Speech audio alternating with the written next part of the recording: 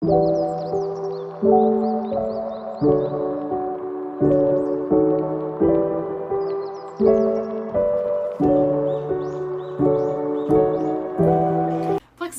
is an essential skill that can help us navigate the unpredictable nature of life. Whether we're facing challenges at work, unexpected events, or personal challenges, being flexible can help us to adapt and thrive in the face of adversity. In this video, we're going to explore tips and strategies for being more flexible in your life, how to teach this to your children, and the steps that you can take to cultivate greater flexibility. Life can be a bumpy ride, full of twists and turns we can't hide. It's not always easy to see how to handle each new degree. But if you're flexible in your mind, you'll find that you can unwind and take each challenge in your stride with a smile and positive vibe. Things can change in the blink of an eye. Plans can crumble and dreams can die. But don't give up or lose your head. Instead, be nimble and stay ahead. But if you're flexible in your mind, you'll find that you can unwind and take each challenge in your stride with a smile and a positive vibe. Life's not always what we expect, but with an open mind, we can connect to the opportunities that arise and see the world with different eyes. But if you're flexible in your mind, you'll find that you can unwind and take each challenge in your stride with a smile and positive vibe. So be flexible and stay strong, and remember that you belong in this ever-changing world we're in with the power to adapt and win. Have you ever heard of the quote, "Don't be afraid of change, be afraid of not changing"?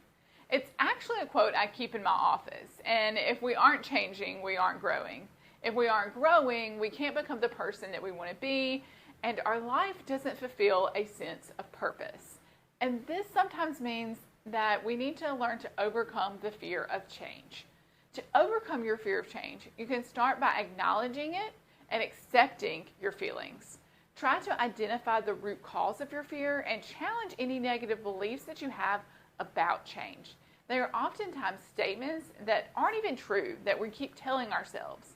You can also start small and gradually expose yourself to new experiences and situations to build confidence. Seek support from friends, family, or a therapist if you need it. As we all know, change is inevitable. It's a part of life and it's how we grow. So how can we learn to embrace change and promote flexibility in our lives? Well, first and foremost, it's important to develop an open mindset. We need to be willing to try new things and accept the world is constantly evolving. Second, it's important to develop a sense of optimism. Expecting change to be positive and finding the good in any situation can help us give the strength to persevere. And third, it's important to focus on the present. Rather than dwelling on the past or worrying excessively about the future, focusing on the present moment. Finally, it's important to take calculated risk. Sometimes the only way to move forward is to take a leap of faith. Be willing to face the unknown. So by developing an open mindset, being optimistic, focusing on the present, and taking calculated risk, we can all learn to embrace change and promote flexibility in our lives. Do you ever find yourself in unexpected circumstances? It happens to all of us, and we can be caught off guard and not know what to do. This can result in a freak out, panic, anxiety, or a thought trap. This is why practicing to be flexible in life can be so important, and it's an executive functioning skill that can oftentimes be overlooked. To improve your ability to deal with the unexpected situations, you can start by practicing stress management techniques like deep breathing, meditation, or even exercise. You can also work on developing your problem-solving skills and being more proactive in anticipating potential challenges. It's also helpful to stay organized, have a contingency plan in place, and to stay flexible in your approach to your problem solving. And once you have a challenge, evaluate how you want to respond and then make a plan for that the next time it happens, and then how you want to be able to respond to that.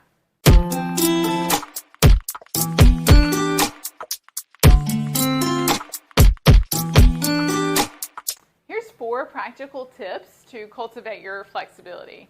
First, you want to practice mindfulness, be open to new experiences and perspectives, seek feedback, and be willing to try new things. You can also work on developing your problem-solving skills and being more adaptable in your approach to challenges. So you can practice mindfulness in several ways, but the most common is to just breathe and focus on it for 5 to 10 breaths. Try a new hobby or talk with someone that you wouldn't normally speak to. Ask someone for their opinion about something and brainstorm solutions to any problems. And when you need to, break it down into smaller steps to get to where you want to be. One of the hardest things to do is practice being flexible, but also staying true to your habits and routines that are going to take you to the next level. So how can we do this? In order to be confident, you must be consistent to do what you say you will do, and then to be independent, you have to be able to be willing to adapt to the changes easily, as life will always throw you those curveballs. To balance being flexible with being consistent, you can start by identifying your core values and priorities. What's the most important thing to you? This will help you to stay grounded and make decisions that align with your beliefs. So when an unexpected thing occurs, you can ask yourself, what value do I need to bring to this particular situation? You can also work on setting clear boundaries and communicating your needs effectively. Sometimes that means that we have to take a breath and accept what it is. There are so many things in my life that are important to me. And how do I choose? I want to be successful at work. I want to spend time with my family. I want to take care of myself so that I can take care of others. To handle conflicting priorities, you can start by prioritizing your tasks and responsibilities. And I tend to break mine down into my day. So I set a certain time for certain things. But let's say I'm working from home and my child comes to me and wants to do something. Well, my priority will shift because he comes first. And I know his attention span is so short that I can spend the 5 minutes and then come back to whatever I was doing at the time. Like literally in the middle of doing these videos, he came, gave me a hug, you're still videoing, and then left. So focus on the most important task first and then move on to the less critical ones. Sometimes if it's a less critical task, I can use that as something to do when I kind of need a break from that intense focus task. It can help me to be flexible and still be able to get things done. It's also helpful to communicate your needs and expectations with others and be willing to negotiate and compromise when necessary. For instance, when I'm called on the radio at work and I'm in the middle of a lesson, I can let them know I can be there in 5 more minutes and that I've communicated that effectively. What? I have no idea what's going on and I'm totally confused. Have you ever felt this way when something unexpected happens or you're facing a challenge in which you haven't planned for? Here's 4 tips to stay motivated and focused when facing a challenge. First, you can break down your larger goals into smaller, more manageable tasks. Do this if that feeling is overwhelmed. 2, celebrate your successes along the way. It's important to recognize that you can do hard things, and when we celebrate it, it gives us the confidence to keep going at it. 3, stay connected to your purpose and your values. If you know what you're ultimately doing something for a good reason, it's important to you, you're more likely to stick it out even if it gets hard. And number 4, surround yourself with supportive people and seek feedback and guidance when needed. Never think that you can do life on your own. People were made to be with other people. So make sure that you're keeping those who can support you right by your side. So how can we teach being flexible to our children? First, we want to model flexibility. Children learn by example, so it's important to model flexibility in your own life. By demonstrating a willingness to adapt to change, you can help your children develop greater flexibility. The second thing you want to do is encourage creativity. Creativity is closely linked to flexibility as it involves thinking outside the box and exploring new ideas. Encourage your children to be creative can help develop a greater flexibility. And teach them problem-solving skills.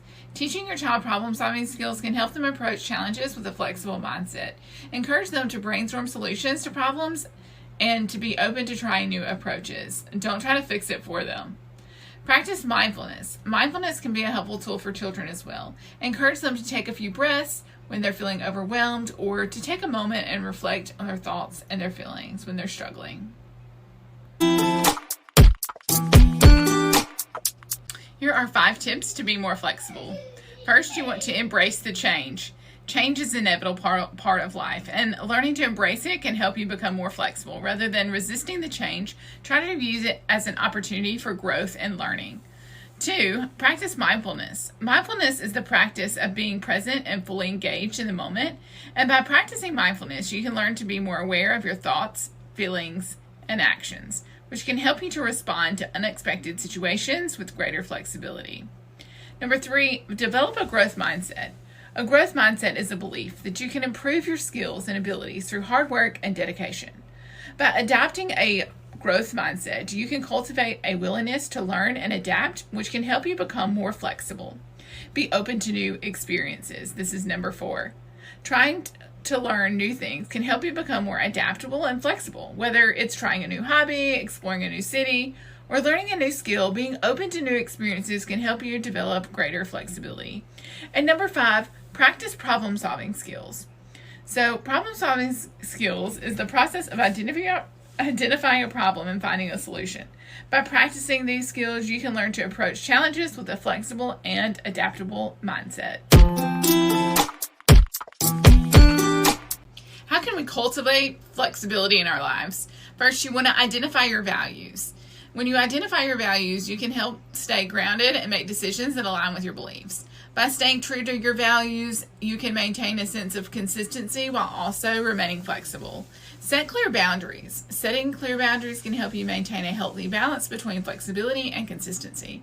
By establishing boundaries, you can communicate your needs and expectations while also remaining open to new experiences. Be willing to learn. Learning new skills and strategies can help you become more adaptable and flexible.